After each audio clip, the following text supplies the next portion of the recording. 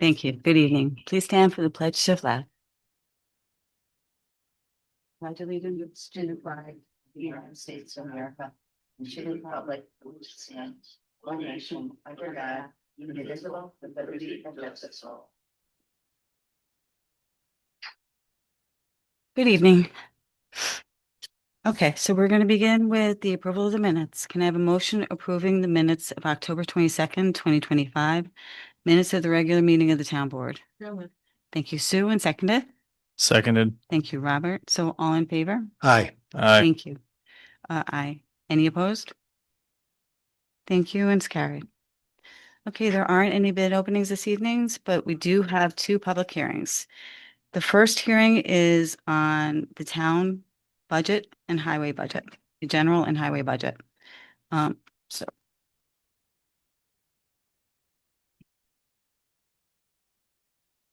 it would help if we had lights because I can't see too much.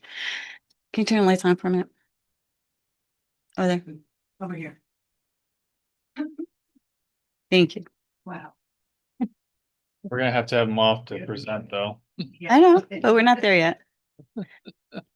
Good evening. So the public notice is as follows. The notice is hereby given that the preliminary budget of the town of Vestal for the fiscal year beginning January 1st, 2026 has been completed and filed in the office of the town clerk at 605 Vestal Parkway West, Vestal, New York, where it is available for inspection by any interested persons during regular business hours. Further notice is hereby given that the town board of the town of Vestal will meet and review said preliminary budget and hold a public hearing thereon on the town hall, 605 Vestal Parkway West, Vestal, New York, at 6 p.m. on the 5th day of November, 2025, and that at such hearing, any person may be heard in favor of or against the preliminary budget is as compiled, or for or against any item or items therein contained. Pursuant to Section 108 of the town law, the proposed salaries of the following town officers are hereby specified as follows. Supervisor, $75,469. Councilman, $12,802. Town clerk, $89,394. And highway superintendent, $116,485. That was dated October 29th, 2025, and was issued by our town clerk, Deborah Wallace. So with that, we are going to start with the general and highway fund. So I just wanted to make a couple of comments on the actual budget. The budget for 2026 is basically complete, although there might be some minor changes in the final version. The tax levy will remain under the cap. Our fund balance is very healthy, but it was a tough budget this year. The fixed cost increases were extremely high. For example, the fixed general fund costs went up about $800,000. The highway fixed cost went up about $1.4 million. Our department heads, our comptroller, and our board worked very hard to reduce costs as much as possible and keep the tax levy under cap, which we did. All the department heads went over their own budgets and reduced costs as much as they could, and our comptroller did the same in all the general categories. Then the history of actual spending for each line item was reviewed, and the lines were adjusted based on what money would realistically be needed for each category. We were able to reduce it enough to stay under the cap. This budget is new in a number of different ways. And in keeping with what we believe our residents want, every line in the budget is now explained. There are notes on each line, unless it is self-explanatory. Every resident can read the budget and know exactly where the money is going. It's also a very realistic budget.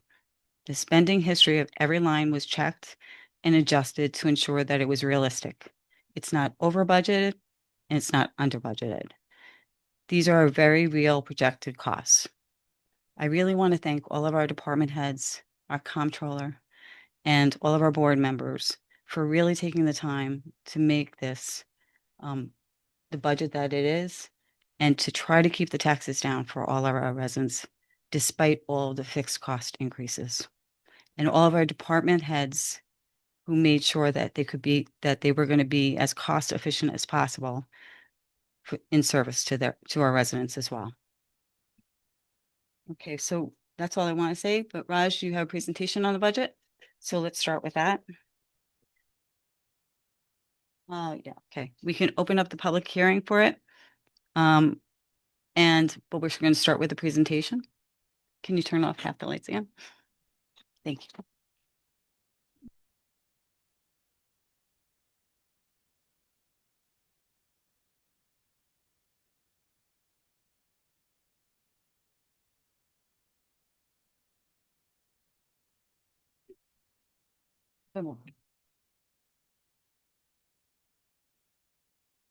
Welcome to our 2026 preliminary budget presentation.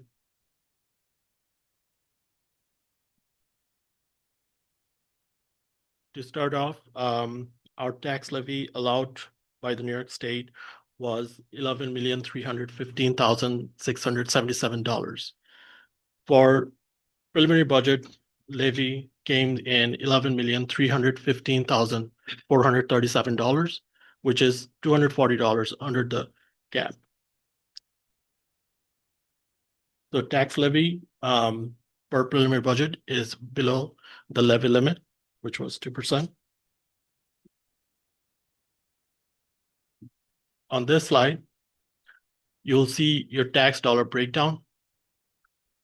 So we have school at 63%, town at 12%, county at 9%, fire at 4%, library at 1%, and EMS at 1%.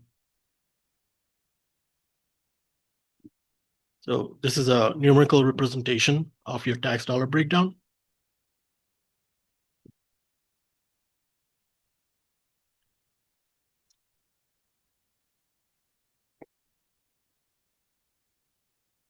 So EMS was added as a tax district last year.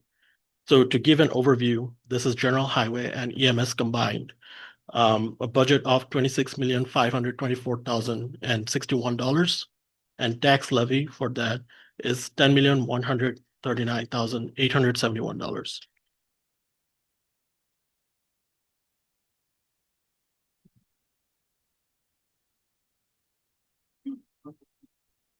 So this is a revenue overview for general and highway. So tax levy amount is $9,154,871, and all other revenues are $16,384,190. Total revenue for general and highway is at $25,539,061. So tax levy amount is approximately 35% of the revenue, and the other 65% are all other sources.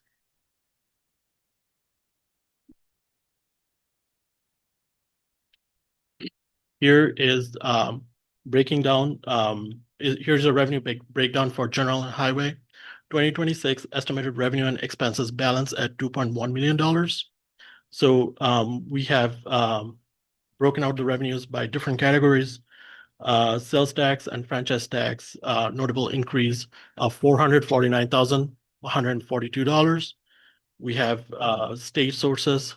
CHIPS program has increased by $770,819. And we have our mortgage tax, which we also saw an increase. We are projecting $323,750 more for next year.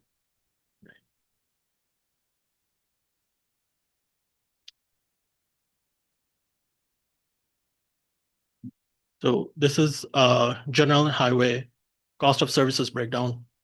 2026 estimated revenue and expenses balance at $2.1 million again. So these are the expense breakdown for general and highway. We can see that we can see that the percentage changes and what amount of percentages that makes up the total budget. We'll explore this in more details in the later slides.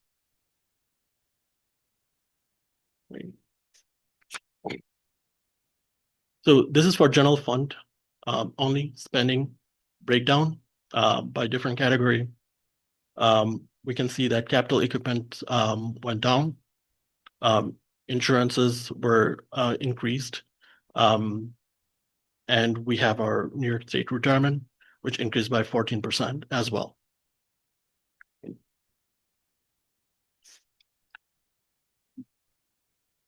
So in this slides, this is another iteration of general fund spending breakdown. This is our fixed costs that are very crucial for our day-to-day operations. So breaking down the cost by fixed and variable. So this is the fixed portions of our cost. Right. So in this slide, it gives you a little bit detail of each individual functions and what comes under those functions, which we'll see in the later slides. So this slide will help you understand the slides that's coming up. Right. So general government support. This slide breaks down the expenses by functions, and the details for each of these functions are in the previous slides. Right.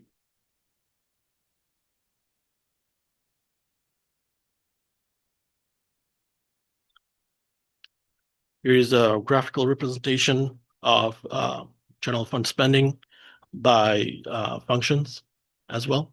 As we can see, general government support, public safety, and employee benefits make up the most majority of it. Then we have culture and recreation, economic opportunity and development, and debt service. All right.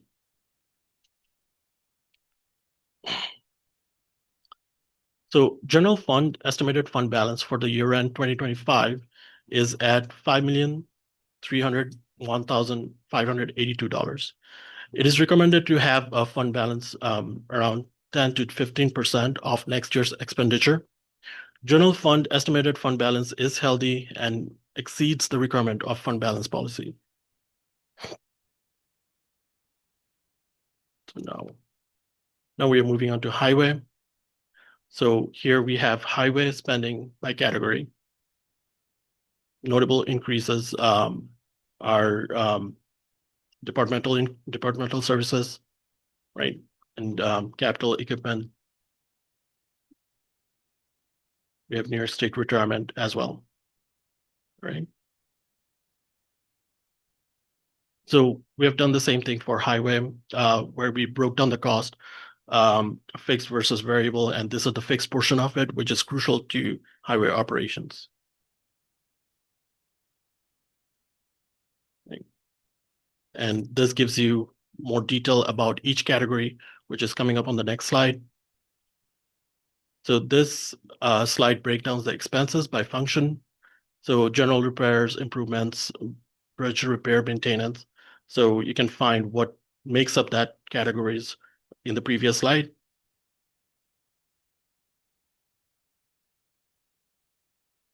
And this is a graphical representation of the spending. So general repair being the highest portion of it. And then we have the other categories such as machinery equipment, snow and ice control, employee benefits, and debt service. Right. Highway fund estimated fund balance for year end 2025 is at $1.7 million. It's recommended to have the fund balance at a range of 10 to 15% of next year's expenditure. Highway fund estimated fund balance is healthy and exceeds the requirement of fund balance policy. And, right. Then we have comments.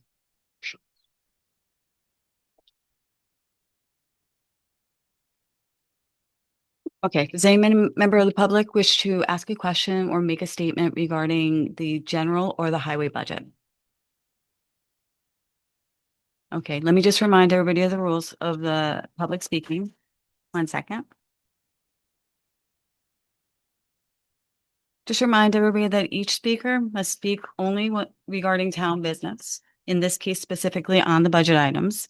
Be respectful of all elected officials, town employees, members of the audience, and all other persons. No personal attacks are allowed. And we ask everybody to wait to be recognized. State your name and address before speaking. Speak at the podium. Speak for no more than 3 minutes. Be brief and to the point, address comments to the board only, and only speak during the designated public comment section. And also, we ask that the speakers will speak in entirety, then will be addressed by the board. So please continue. Thank you. I'm John. The revenue side of this, the university has been allowed to eat Vestal in Broome County alive. It wasn't, it's like Pac-Man. It wasn't satisfied with Vestal. It moved on to the town of Union, and it is chewing up all the real estate it can find. And it did the same thing in Binghamton. Now, I ask you, as responsible public servants representing the town of Vestal and the town of Vestal only, what have you done to make any contact with Binghamton University about payments in lieu of taxes?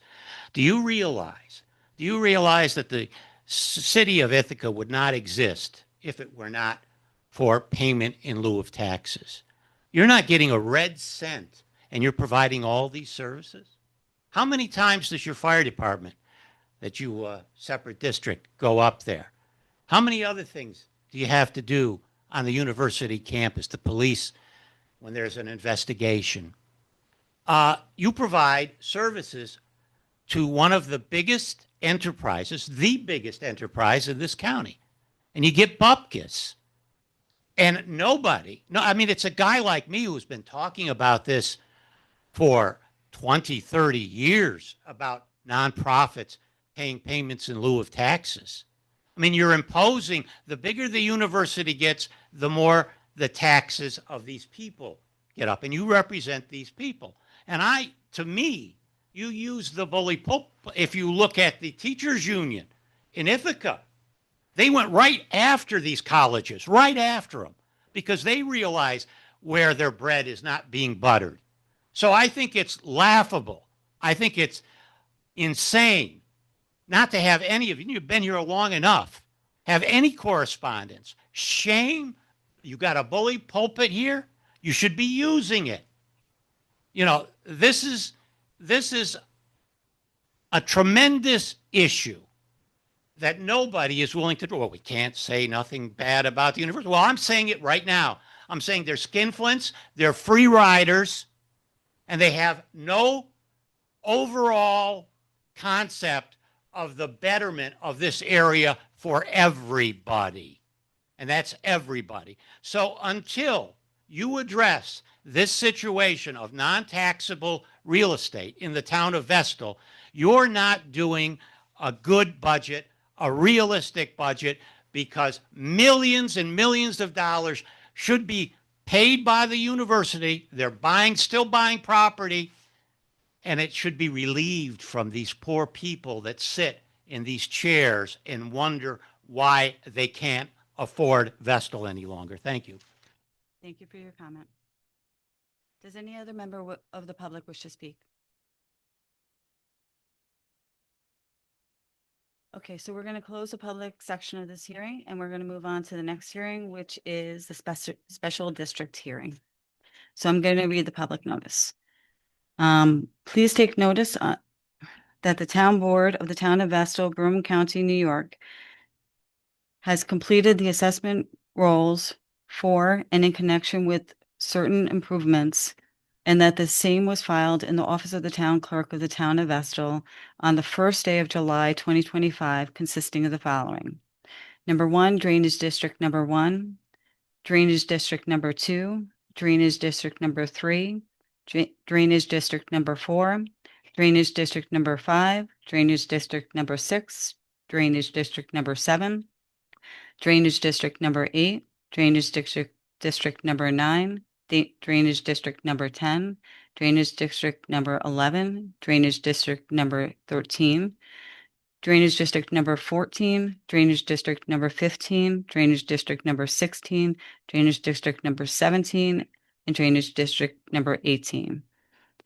And number 2, consolidated water district number 1, number 3, consolidated sewer district number 1, and number 4, central light district. Please take further notice that the rate changes are being proposed for consolidated water and sewer districts. Please take further notice that the town board of the town of Vestal will meet in the municipal chambers in the Town Hall, 605 Vestal Parkway West, Vestal, New York, on the 5th day of November, 2025 at 6 p.m. for the purpose of hearing and considering any objections which might be made to said assessment rolls, including maintenance and bond charges related thereto. That was dated October 29th, 2025, and that was issued by Deborah Wallace, our town clerk. And we're going to start with the same thing. We're going to open the public hearing. Raj, you have a presentation in regards with the particulars, and then we'll take public questions after. I'm gonna do the same thing. I got it. Thank you.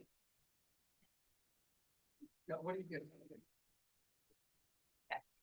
Thank you. I'm in the way anyway. The chairs in the way. Thank you. Thank you for taking the seat. Great. So this is the budget for the special districts, 2026 special districts budget. For the water district, we projected a 6% increase. Total spend is $4,460,757 dollars. It's a $241,000 increase, which converts into 6%. So infrastructure improvements, future projects, well 4 and 5 treatment facility for water supply for $2.3 million. Replace water meters, which is 97% complete as of 11/25. Replace Dodd Road tank for $2.4 million. Replace Powder House tank, $2 million.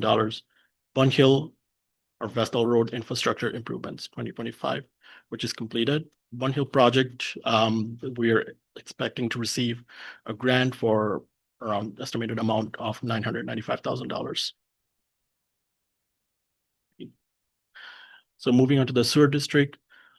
Sewer rate is comprised of cost for collections and treatment. Treatment costs are set by Binghamton, Johnson City Sewer Board, and Village of Endicott. Treatment and planned capital cost are about 75% of sewer district spending. For sewerage district for 2026, we project expense of $5,721,865, which is roughly a 3% increase. Right. So Binghamton and Johnson City treatment plan for 2026, we're projecting the expense would be $3,432,000, which is down by $39,000 from this year, 2025. We don't have any control on that cost. That we are projecting to our best with collaboration of Johnson City and Binghamton. Right. Village of Endicott treatment plan, 2025 cost $860,000. Right. Cost is greatly affected by inflow and infiltration. Plant will be operating under the DEC consent order requiring plant upgrades and plans to reduce inflow and infiltration, which is still ongoing. Cost went up by $26,700 from 2025. Again, this is this are expenses not in our control. Additional significant factors. Following management plan for all joint plant user continues to impact both operating and capital costs. Chesapeake Bay watershed requirements also affect Endicott plant budget. Town is in compliance with requirements to reduce I&I, which is inflow and infiltration. Infrastructure repairs and improvements. Video and repair sewer trunk lines, which is ongoing. Point repairing, ongoing. Smoke and dye testing, ongoing. Replacing sanitary sewer lines, ongoing. 1 or 2 lift station upgrades, which is to be decided in 2026. So for lighting district, the total budget is $235,742. Last year, it was $218,477, which is about an 8% increase that we are projecting in 2026. drainage districts, the 18 drainage districts, the cost stays flat. Total appropriations is $98,702 and tax levy $98,044. Right. So water and sewer rate increase for 2026 going forward. The highlighted ones are the one that shows the change. So over 6,000 gallons is increasing from 390 to 425 per 1,000 gallon. And on the sewer side, over 10,000 gallons is increasing from $10 to $10.19 per 1,000 gallons. Right. I'm just gonna stay here. Okay, thank you very much, Raj. So we're gonna open it for public comments. The same rules apply. Let me just note too also that we have an aging water and sewer system. And Scott and Todd do an incredible job at trying to maintain it. And the list of projects that you see, it takes a lot of work to get that done, but it also costs money. And like everything, unfortunately, in this day and age, and always, the price of everything goes up as we go along. They also try to toe the line as much as possible to try to control their costs. They did the same thing this year as they always do. However, the cost of certain things is the cost. So with that, I'm sorry. Does any member of the public wish to ask a question?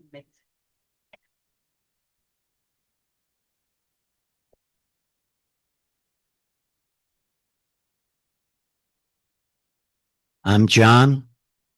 On the sewer special district, there was a guy years ago, 25, 30 years ago, Jim Karras. He used to come to every single Binghamton City Council meeting, and he would open up his remarks, sewer, sewer, sewer. That was his opening line.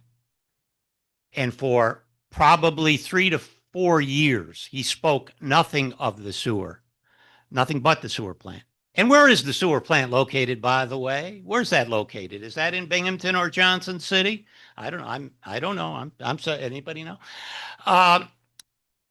You can't control the costs that they're charging you, but one thing you can do to get revenue, and I think it's absolutely insane that you don't do it, is you can have an impact fee on every plumbing hookup. You've got hundreds, thousands of toilets and showers that are hooked up. Reno, Nevada. You can't put a toilet in without $2,000 or $3,000 impact fee. So that would take a chunk of this off the ratepayers' back. Think about it. Just think about how many toilets you got coming online and how much money you've lost with all the hotels and you could have captured that very, very easily. So let's see. Do I have anything on the sewer more? Let's see. No, I think that's about it. You can do things to control these costs. You don't control them directly, but you can do things to stop the madness of people being allowed to put in development without paying the price. And I mentioned Reno, but I'm sure there's other places. And if you think that this can go on, I think you're sadly mistaken. Thanks. Thank you for your comment and your suggestion. Does any other member of the public wish to speak on this topic? Okay, with that, we're going to close the public hearing. We're not going to be taking a final vote on any of the budget items for the end of the month, just to make sure that there aren't any further adjustments. But we will schedule it for a further meeting. So we're going to move on to the rest of the agenda.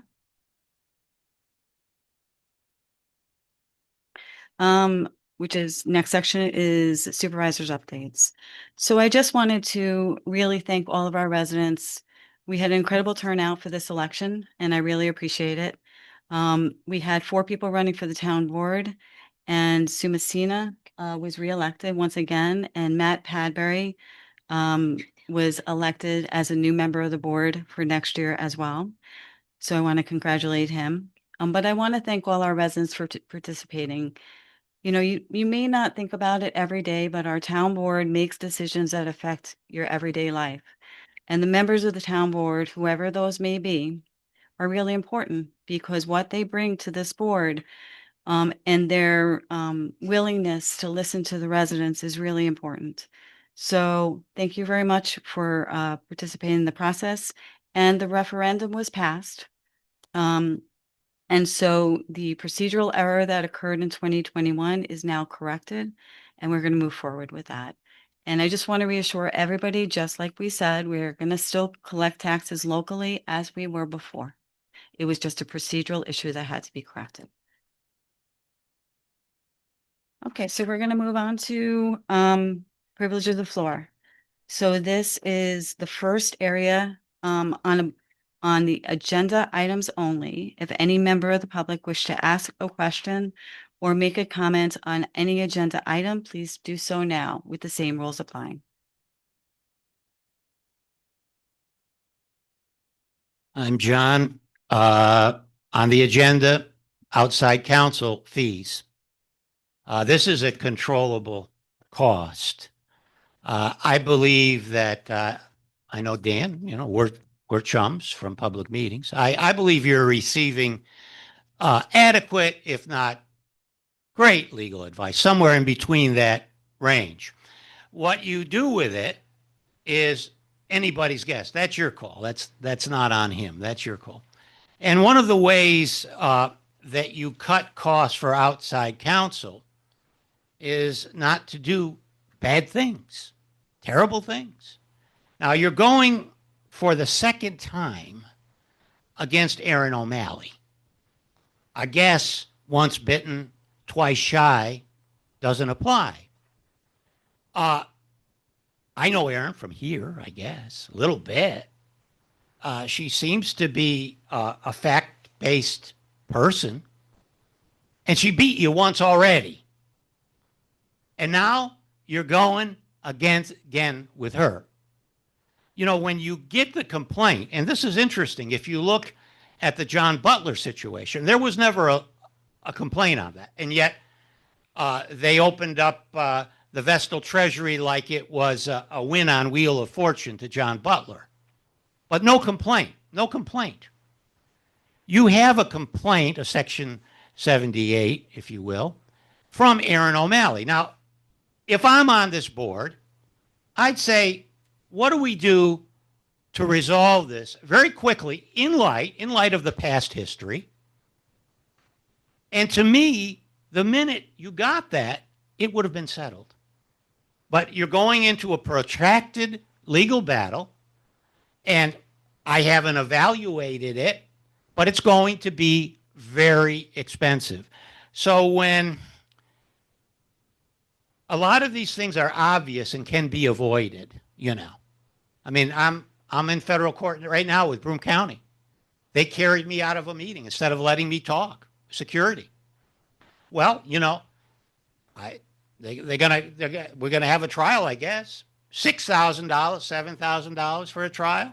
Thousands of dollars has been expended because they just wouldn't let me talk for 3 minutes. So that's the kind of thing that you get into. So it's a cost, it's controllable, and it's controllable by respecting the public when you're encountering them, and especially if you know they're litigious. Thank you.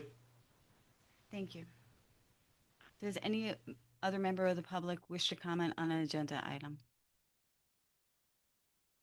Okay, so we're going to close that section. We're going to, we don't have any resolutions or motions this evening, but we're going to move on to Public Works. So Sue? Okay. Resolution authorizing Donnie Yonker, Highway Superintendent, to sign a snow and ice control agreement with Broome County for Tracy Creek Road for the year 2026. Okay, thank you. Can I have a motion? So moved? Thank you, Glenn. And seconded? Thank you, Robert. Any discussion? No. Okay, so all in favor? Aye. Aye. Any opposed? Thank you, and it passes. Next one.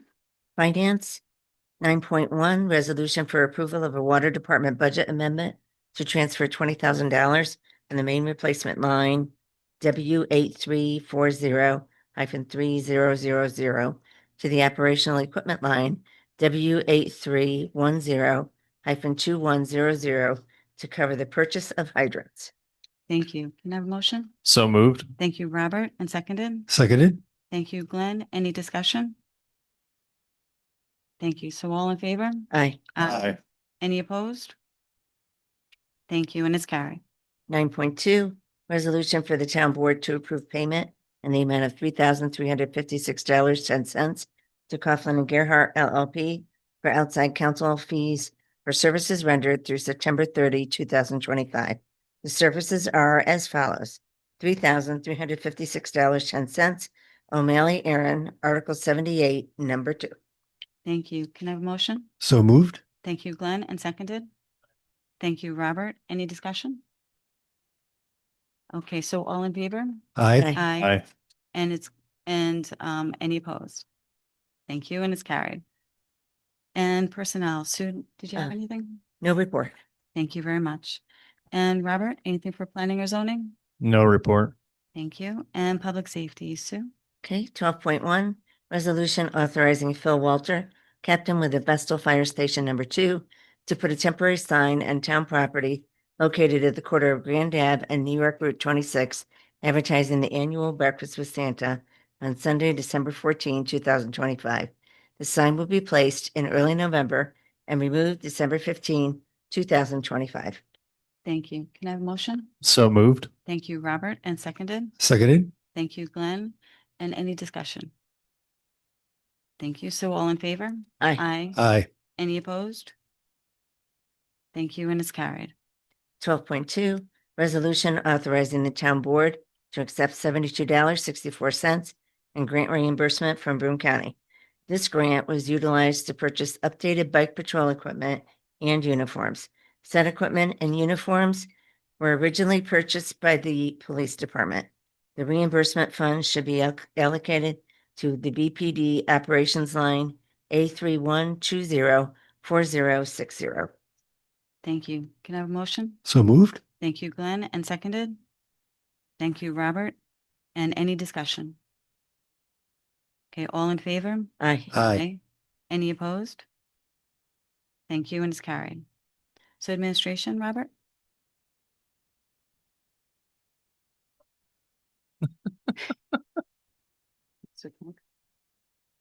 Okay. Give me one of those evenings. I'll share it with you if need be. 13.1. Must be you. Must be me. No, it's working now. Yeah. All right, 13.1, resolution authorizing the town supervisor to sign a contract renewal with Broome County regarding the Youth Bureau grant for a sports program. CA 65-2. Thank you. Can I have a motion? So moved. Thank you, Sue, and seconded. Seconded. Thank you, Glenn. And any discussion? Okay, so all in favor? Aye. Aye. Any opposed? Thank you, and it's carried.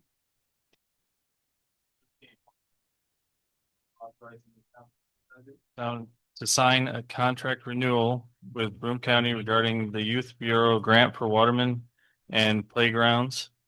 CA 65-173. Thank you. So can I have a motion? So moved. Thank you, Glenn, and seconded. Second. Thank you, Sue. And any discussion? Okay, so all in favor? Aye. Aye. Any opposed? Thank you, and it's carried.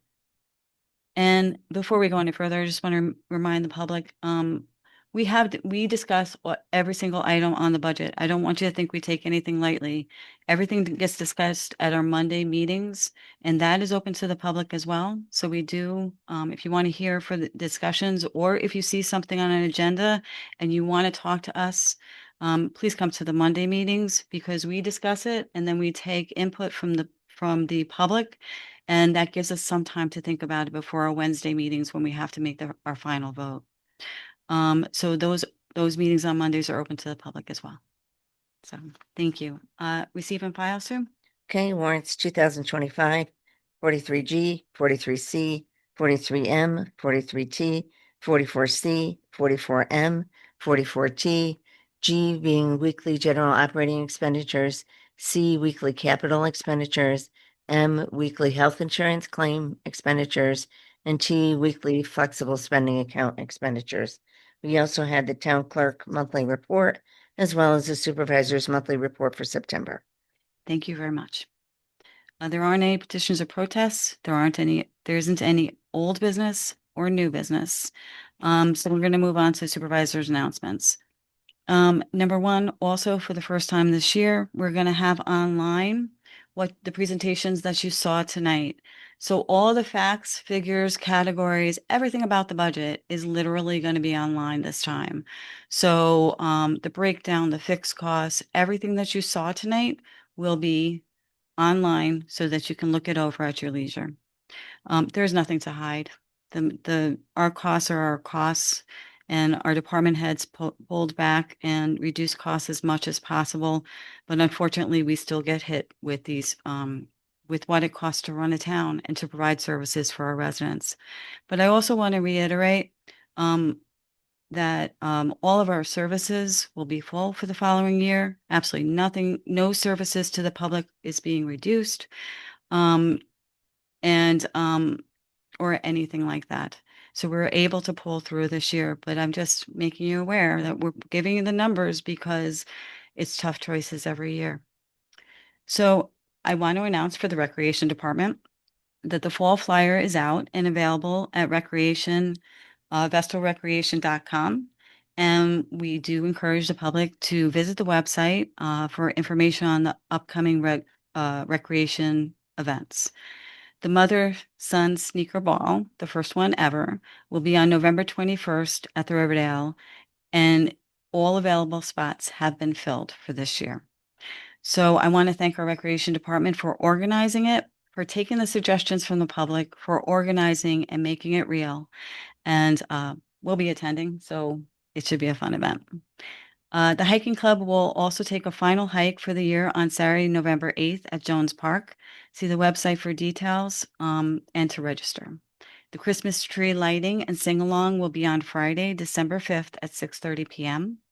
The gingerbread house decorating will be on Saturday, December 13th. Pre-registration is required and there are limited spots available. And lastly, for the recreation department, the registration has opened for the father-daughter ball, which will be on February 21st, 2026 at the Doubletree by Hilton, which is on Water Street in Binghamton. And just so you know, these events, the ball and the sneaker ball, they are all self-funded. So the tickets pay for all the costs of the event. So everybody attending, the taxpayer doesn't have to pay anything. It's all the costs entailed are paid by the people who go to the events. And the highway department, leaf pickup has started and continues until completed or until the weather prevents collection. Please take your leaves to the curb, but not in the street or the road, and the highway crews will be around to pick them up as soon as possible. So with that, let's see my page. Okay, with that, does any community member have anything further? All of the departments have completed their budgets, submitted them, and we'll be approving them tonight. So everybody's happy, or at least relieved. Okay, thank you very much. And any committee reports or anything to add? Okay, we're going to go to the last section, which is the public comment section. And I just want to remind the members of the public, everything is online now. We do really encourage you to go online, look at it, the cost of the cost for us. But if you have any comments, ideas, or suggestions, please email us direct. All of our emails are on the town website, and we do listen to you. With that, we're going to move to the last public comment section, which is on town business only. The same rules apply, but it is on all general town items. So if any member of the public wishes to speak on a town topic, please go up to the podium now.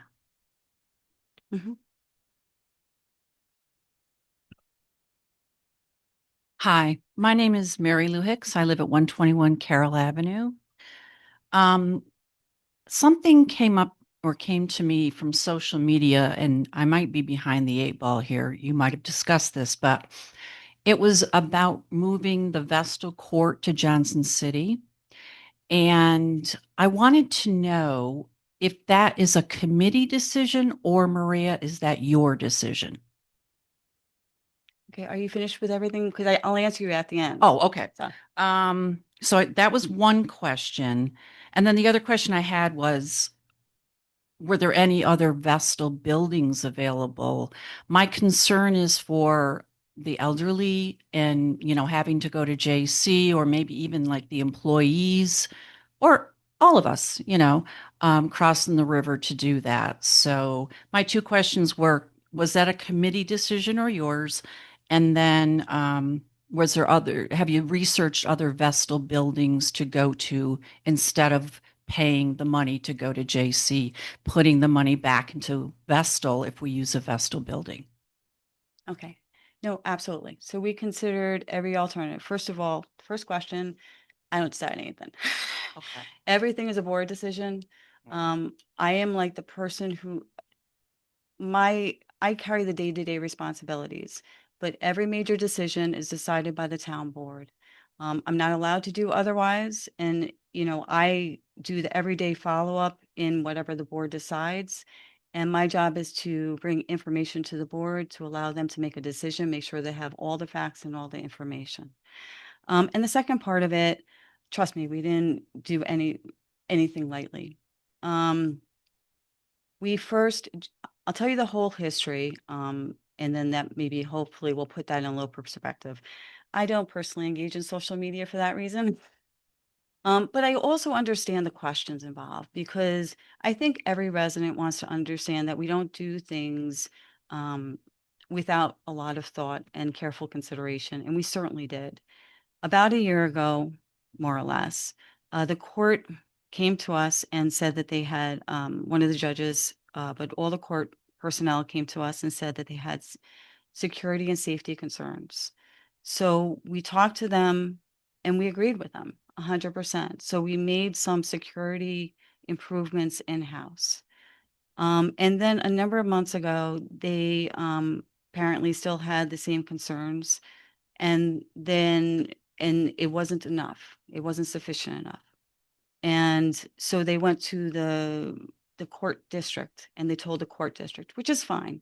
We have no problem talking to anybody about anything that concerns our employees. So the court district got involved.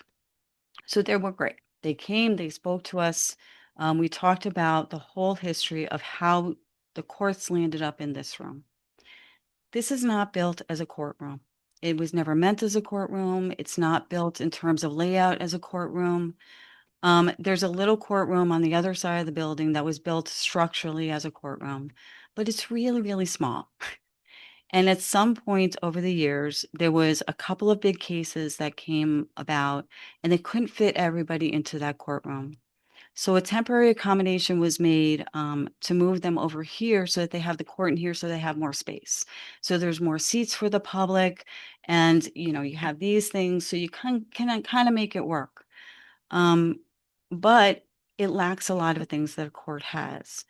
Number one, it has, I'm not going to go into specifics because of the nature, but it lacks some of the security protections for the court personnel, and it lacks the physical layout that's really needed for a courtroom to ensure their safety and the safety of the public and everybody responding.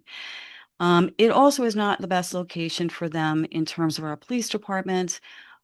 If we're going to maintain site security in the building as well, it's just not a good situation. Everybody was making do, and there was, and it is what it is. But everything in that, so we had a long meeting with the court district, with one of the judges from the court district, a rep from the court district, both judges and both court clerks. And we talked about it and we identified some key issues, and we agreed with them that it's just not built like this. There's only so much that you can do to this room. But we identified some things. Our town engineers came in, literally made a number of immediate improvements. But after all of this, we all felt, and I believe it's true across the board, that that wasn't enough. So then we talked about different options. One of the options was a renovation in the court area, which is on the other side of the building, to literally, can we make that? Can we clean that out, gut it, make it so it's a much bigger courtroom and it's in, one area, and it make it more safe, make sure that it has the safety and the security and the public access and everything that they need built in.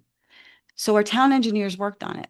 They drew up plans. They went over there, both of them, and they measured, they drew up everything. They went over every possibility over there, and they had a set of plans. And it literally, there's not enough square footage to make a big enough room for the busy court that we have. And so by everybody's agreements, we could only, the maximum it could accommodate would be just over 20 people, members of the public, which they're really busy. It is literally a busy court. It's one of the busiest courts in the county, and if not the busiest. And it's just not a good physical setup for them either. So the renovations were not going to work. We had a 2-hour meeting that day when they came back with the plans. And then we talked about switching, if they took over this half of the building and we moved over there, could we switch everybody around to maximize the space for them, even do some renovations and try to do it there? The price point was not low, but it was something that you have to invest in. We have to invest in the safety of our personnel. We talked about that, but again, our engineer said there's literally not enough square footage. We went over the whole layouts. If they took over my office, my assistant's office, where they could have everything for 2 hours. And I don't mean that badly. I just mean we spent a lot of time and effort talking about it.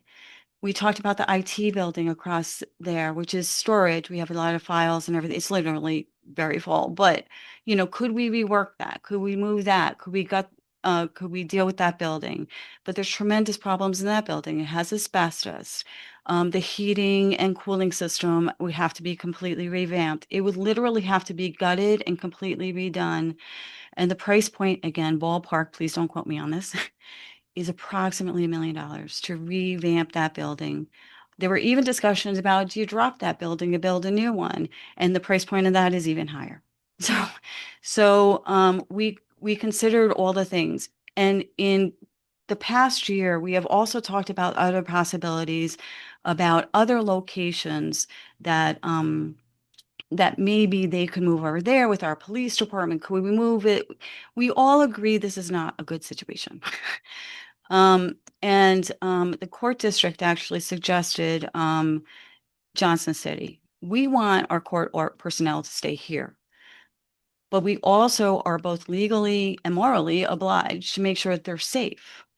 So the town of Union was renting space from Johnson City. Now that is a courthouse, built as a courthouse. And so we didn't know if it was going to work or not work. And if it didn't work, then we'd have to come back and reconsider. And if you look in the corner, see, we even pulled out we had to get somebody trained to try to do the scanning when it came in. We really, on an everyday, we tried to upgrade everything as quickly as possible, but it still didn't meet the criterias. Even with everything that we could do here, there aren't public restrooms. We were sending the court officers, we're sending people around the court to walk in the middle of winter, to try to go to the bathroom or to pay a fine or a fee. Again, there was no way to revamp this. So the only last alternative that we had that was not going to cost millions of dollars was to rent out the space in Johnson City. It's built as a courthouse. The town of Union had half of the facilities, more or less, whatever. They had offices there, and they just left. So that was vacant. But we didn't know if it was going to be possible because the judges' schedules had to align or not align as they were, and they had to complement each other. And honestly, I was not believing that was going to happen, and it did. So they had court scheduled on certain days. Our court had scheduled on other days. So I talked to the mayor of Johnson City to see if they were even amenable to an agreement. And he said, yeah, we would. But of course, you don't know about the logistics and the practicality. And then you don't know if everything that you say is accurate. So we arranged for everybody to come with us. Both judges, both court clerks, everybody to walk through the facilities over there. Josh was there, representative of the court district. The judge from Johnson City was gracious enough to spend some time with us and show us around and tell us what is or isn't. And they were really wonderful and gracious to us. That building is as secure as you can get. It's built as a courthouse. It's got upgrades that we don't have and we can't afford here. And it has the logistical layout that we can't duplicate. It provides for the safety of them while we can try to figure out a long-term plan. I think that the premise is that we need to provide for their safety right now.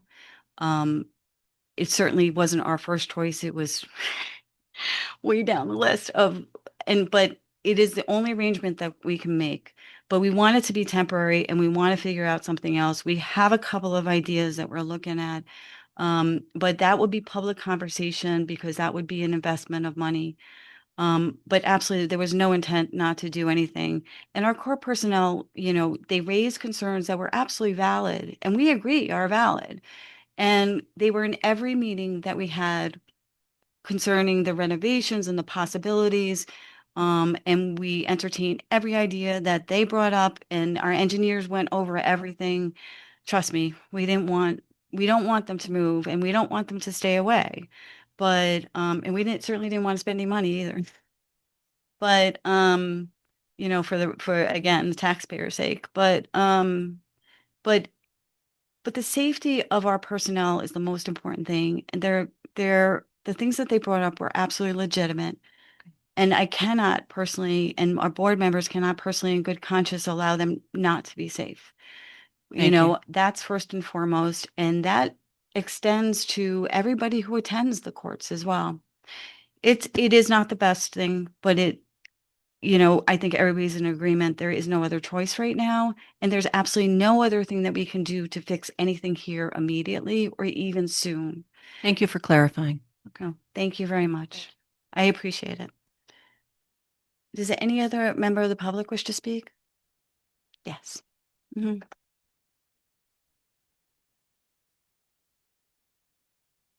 I'm Heather. I am one of the Vestal court clerks. First of all, I just want to thank you guys because after sitting with it for a while, I think Johnson City is the best choice. And I appreciate it because I spoke with you and you explained to me exactly what you just told that resident, that, everybody's safety is important, not just ours, but the public too. And yeah, this is not ideal, obviously. So we're going to make all that work. However, and I don't know if I'm allowed to address this or not, Mr. Miller, sir. Okay, wait a minute. No personal things? I'm not going to attack, but I do have to speak about the social media. I'm not on it. I'm not on social media. But my husband called me and asked me why a board member just put on Facebook that anyone can currently walk into the courtroom right now and start shooting. Sir, I'm sure that your intentions were positive. However, I don't feel like that was appropriate in any way, shape, or form. Because basically, if there is anybody out there, God forbid, now they know until we do get out of here, And did not make for a very good dinner last night in my house, sir. And just ask you to please think before you write certain things. That's all I have. Thank you. Respond. Of course. I do apologize for that. I do admit that was a mistake. I should have edited that before it get posted. So I do admit that is a mistake and I will definitely refrain from that in the future. Thank you. Does any other member of the public wish to speak?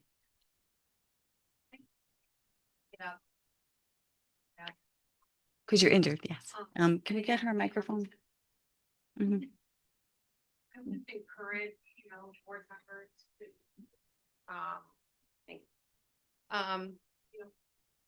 come and talk to us. It's this isn't the only municipality that, and I don't mean this in a negative way, that, doesn't really fully understand what a court does, outside of actual court days, what our actual duties are, responsibilities are, the level of our interaction. And, I agree with Heather. I mean, nobody disagrees that this is not the ideal courtroom. I mean, everybody, agrees to that.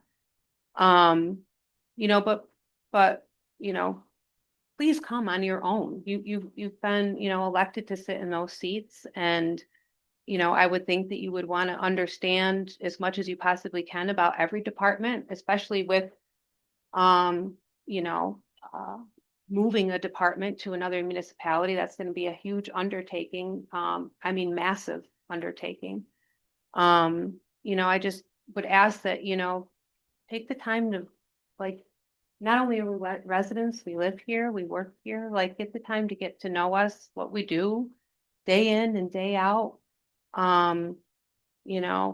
Before making, a really big decision like that, that will affect us, not only here as employees, but affect us as, residents.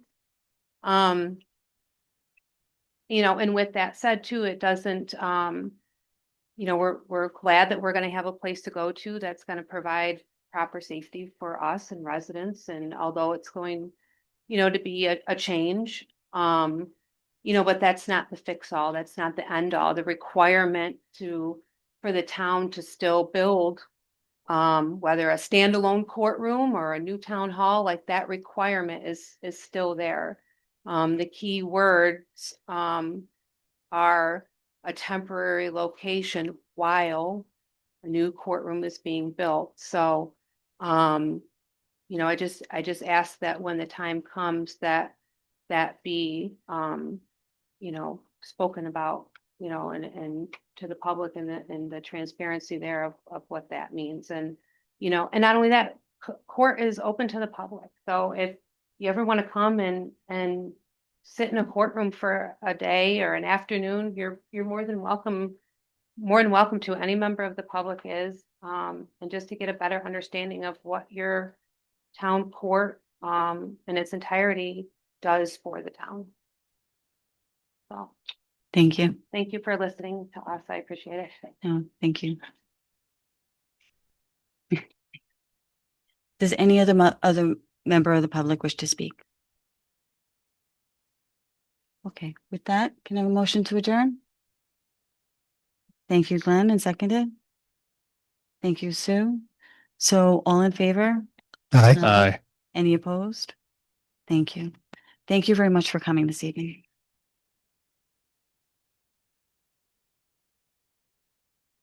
Just checking.